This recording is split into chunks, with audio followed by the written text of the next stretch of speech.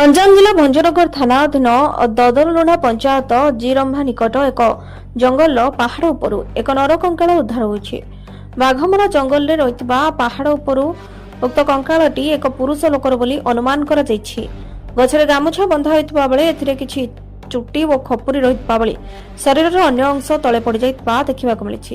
Police ଘଟଣାସ୍ଥଳରେ ପହଞ୍ଚି ତଦନ୍ତ ଆରମ୍ଭ କରିଛି। କେସ୍ ନମ୍ବର 16ରେ ଏକ ଅପମୃତ୍ୟୁ ମାମଲା ରୁଜୁ କରି ବ୍ୟବଚ୍ଛେଦ ନିମନ୍ତେ ବ୍ରହ୍ମପୁର एफएमटी को पठाଯାଇଥିବା थाना अधिकारी जीवनानंद जेना सूचना ଦେଇଛନ୍ତି। उद्धार होइतिबा कंकाळ 15 दिन हेला निखोज होइतिबा बिरिकोट निकट मौलपल्ली ग्रामर मिशन प्रधान 55 वर्षर पुलिस अनुमान करुछि। गत 9 तारिख दिन परिवार सह कोनोसी कामर घर को फेरुतबा बेले रंभा निकट रे परीक्षा करबाको जिबाको कहि जंगल आड़ को दौड़ी पड़ाइथिला। परिवार लोके खोजाखोजी करबा सह घर को न फेरिबारु परिवार लोके निखोज अभियोग करथिले।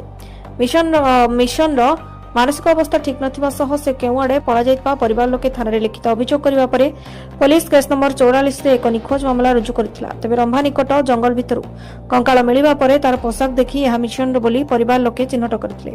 तेडो पुलिस एहा मिशन रो बोली मृतदेह बोली अनुमान करुछि। गंजाम रंजित जेनांक रिपोर्ट श्री न्यूज।